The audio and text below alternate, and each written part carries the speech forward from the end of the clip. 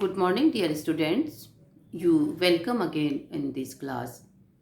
BA part second की इस class में हमने भारतीय संविधान का अध्ययन प्रारंभ किया था, जिसमें भारतीय संविधान की विशेषताओं का जिक्र हमने पिछले क्लास में किया था।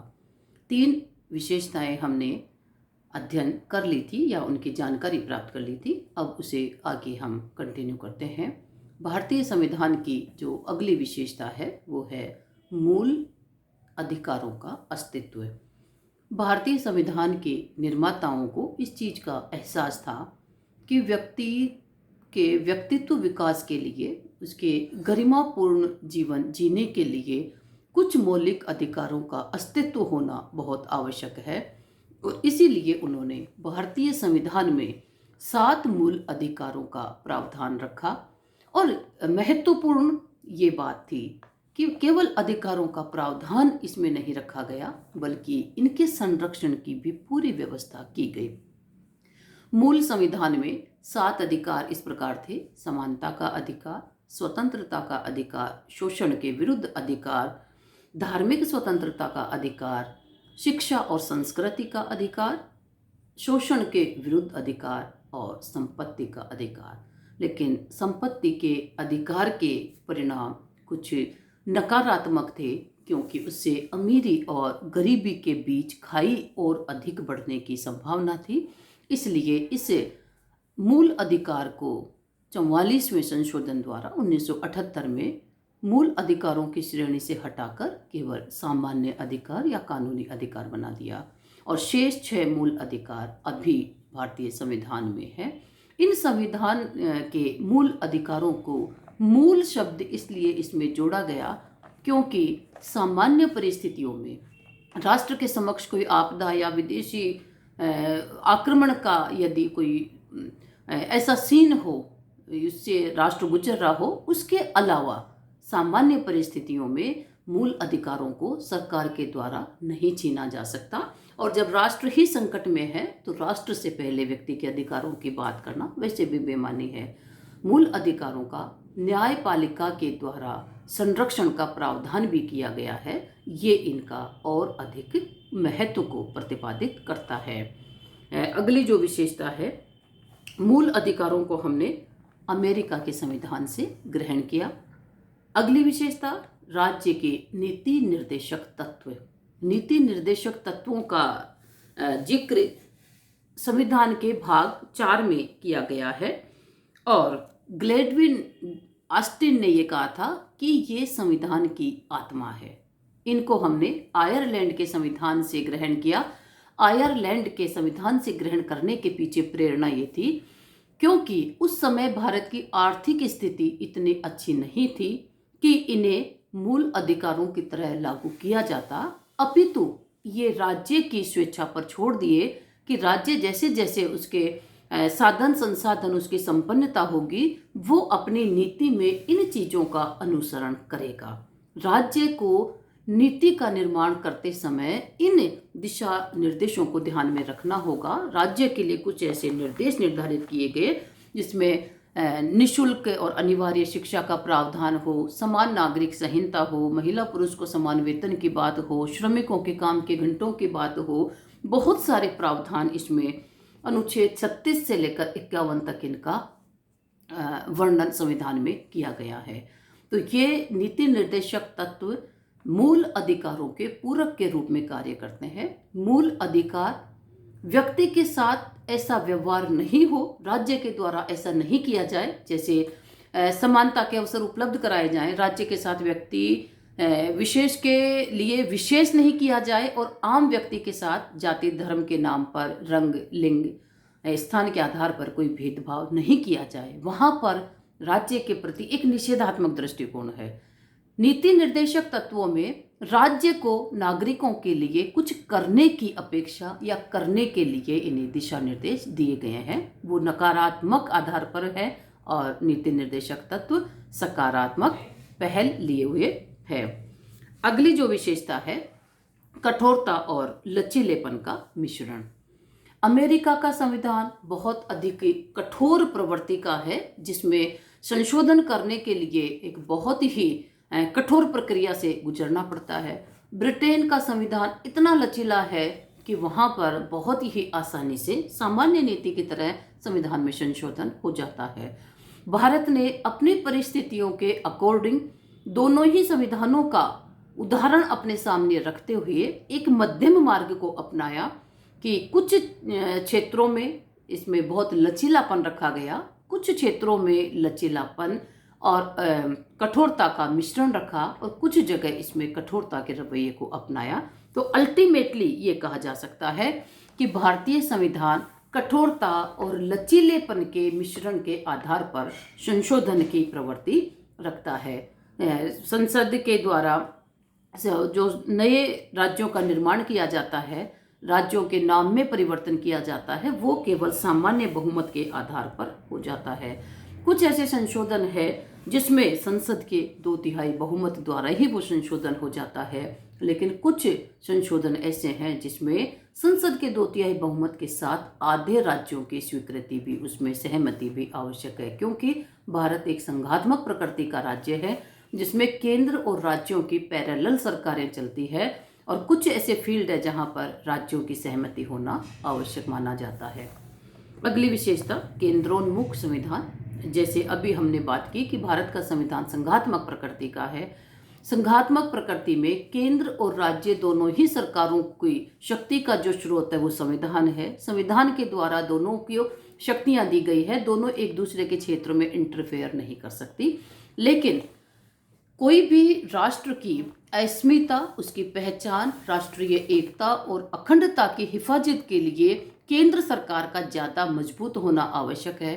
इसलिए हमने कुछ ऐसे प्रावधान रखे हैं कि केंद्र सरकार ज़्यादा शक्तिशाली हो, क्योंकि राज्यों को बहुत अधिक छूट यदि दी जाएगी तो राज्यों के द्वारा केंद्र के विरुद्ध भी बगावत के स्वर अपनाए जा सकते हैं और वो देश से अलग अपने छोटे राज्य बनाने की डिमांड कर सकते हैं। तो राष्ट्र की अखंडता और एकता को सुरक्षित रखने के लिए केंद्रोन्मुखी, केंद्र की ओर उन्मुख हमने संविधान बनाया, अर्थात राज्यों की अपेक्षा केंद्र को अधिक शक्तियां दी है और केंद्र का राज्यों के ऊपर विभिन्न क्षेत्रों में नियंत्रण भी बनाया गया है। वयस्क मताधिकार। भारत का प्रत्येक नागरिक सरकार के निर्माण के लिए जो प्रक्रिया है हमारे यहाँ निर्वाचन की, 18 वर्ष का व्यक्ति अपने मतदान का प्रयोग कर सकता है, अर्थात सरकार के निर्माण में उसकी सहभागिता हो सकती है। वयस्कता की ये आयु 61वें संविधान संशोधन अर्थात 1989 से पहले 21 वर्ष थी। 1989 में 1989 में जब 61 अमेंडमेंट किया गया तब वयस्कता की आयु को 21 से घटाकर 18 वर्ष कर दिया, क्योंकि ये माना कि 18 वर्ष का जो युवा या युवती है वो सही और गलत की पहचान की सामर्थ्य उसमें आ जाती है। इसलिए ये वयस्कता की आयु अब वर्तमान में 18 वर्ष है। स्वतंत्र न्यायपालिका। सरकार के 3 प्रमुख अंग होते हैं, व्यवस्थापिका, कार्यपालिका और न्यायपालिका। व्यवस्थापिका कानून बनाती है, उन कानूनों को कार्यपालिका के द्वारा लागू किया जाता है और दोनों के बीच यदि कोई विवाद उत्पन्न होता है तो न्यायपालिका के द्वारा न्याय का कार्य किया जाता है। भारत में न्यायपालिका को सरकार के प्रभाव से मुक्त रखने की पूरी कोशिश की गई है, वो स्वतंत्र और निष्पक्ष रूप में अपना कार्य कर सके, प्रत्येक व्यक्ति राज्य की इकाइयों को निष्पक्ष रूप में उनको न्याय प्रदान कर सके। और न्यायपालिका का जो स्ट्रक्चर है, सर्वोच्च स्तर पर एक सर्वोच्च न्यायालय है देश के केंद्र में जो स्थित है, उसके बाद विभिन्न राज्यों में और जो छोटे राज्य हैं 2 राज्यों के मिलाकर भी विभिन्न राज्यों में उच्च न्यायालयों की व्यवस्था है। उसके अलावा जिला स्तर पर, ब्लॉक स्तर पर छोटे न्यायालयों की स्थापना की गई है। तो न्यायपालिका का स्ट्रक्चर एक पिरामिड की तरह है जो जाकर ऊपर एक केंद्र, एक सर्वोच्च न्यायालय ऊपर हो जाता है। नेक्स्ट जो विशेषता है एकल नागरिकता। जहां भी विश्व में संघात्मक शासन व्यवस्था अपनाई गई है वहां केंद्र और राज्यों के लिए अलग अलग संविधानों की व्यवस्था की गई है और अलग अलग नागरिकता की व्यवस्था। जो व्यक्ति जहां का नागरिक है उस इकाई या उस प्रांत की भी उसे नागरिकता मिलेगी और जिस देश का है पूरे देश की नागरिकता भी उसे मिलेगी। लेकिन भारत में वही राष्ट्रीय एकता, अखंडता की हिफाजत के दृष्टिकोण से यहाँ पर एकल नागरिकता का प्रावधान रखा गया है। राज्यों की नागरिकता नहीं है। व्यक्ति केवल भारत का नागरिक होगा, वो राजस्थान, पंजाब, आसाम, नागालैंड का नागरिक नहीं हो सकता। पंथ निरपेक्ष राज्य की स्थापना, क्योंकि भारत में विभिन्न धर्म और जातियों के, संस्कृतियों के लोग निवास करते हैं, तो भारत ने धर्मनिरपेक्ष राज्य की अवधारणा को स्वीकार किया। अर्थात राज्य का कोई धर्म नहीं होगा, भारत देश का कोई अपना धर्म नहीं है। धर्म का मामला आंतरिक मामला है, इसलिए प्रत्येक व्यक्ति को अपनी सुविधा के अनुसार धार्मिक स्वतंत्रता दी गई है। वो किसी भी धर्म को मान सकता है, उसका अनुपालन कर सकता है। राज्य के द्वारा धार्मिक मामलों में न हस्तक्षेप किया जाएगा और न ही धर्म के आधार पर व्यक्ति के साथ किसी प्रकार का भेदभाव किया जाएगा। नेक्स्ट है मूल कर्तव्य। मूल कर्तव्य मूल संविधान में नहीं जोड़े गए थे, केवल मूल अधिकारों का ही अस्तित्व था। बाद में 42वें संशोधन के द्वारा, 42वां संशोधन भारतीय संविधान में एक लघु संविधान की तरह काफ़ी सारे अमेंडमेंट इसमें किए और भाग 4 में 4 के जोड़कर 10 मूल कर्तव्य जोड़े गए। क्योंकि यदि केवल अधिकार व्यक्ति को दिए जाएंगे तो व्यक्ति भी निरंकुश या उच्छृंखल हो सकता है।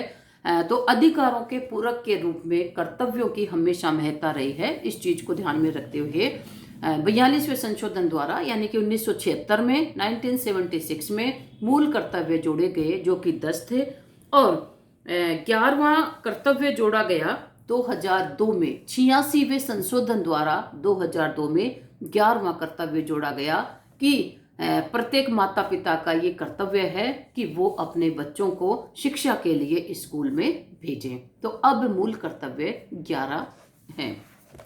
अगली जो विशेषता है न्यायिक पुनर्विलोकन की शक्ति।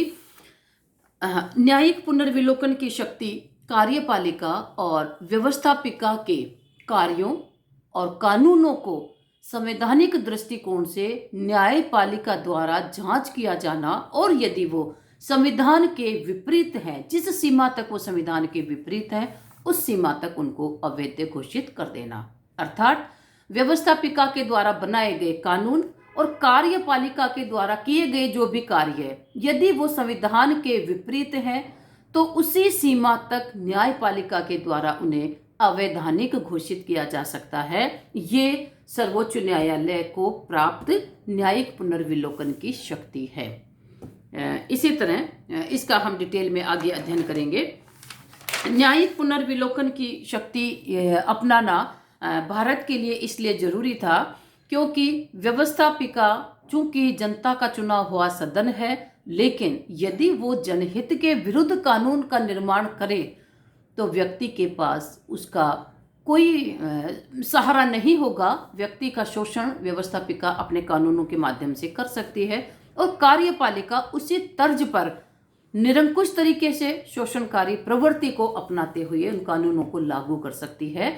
तो व्यक्ति को एक गरिमापूर्ण सम्मानपूर्ण जीवन उपलब्ध करवाने के मद्देनजर न्यायपालिका को पुनर्विलोकन की ये शक्ति दी गई कि यदि संविधान के विरुद्ध इन दोनों सरकार के अंगों के द्वारा कार्य किया जाता है तो न्यायपालिका उसे अवैधानिक घोषित कर देगी। तो ये भारतीय संविधान की एक महत्वपूर्ण या प्रमुख विशेषता कही जा सकती है।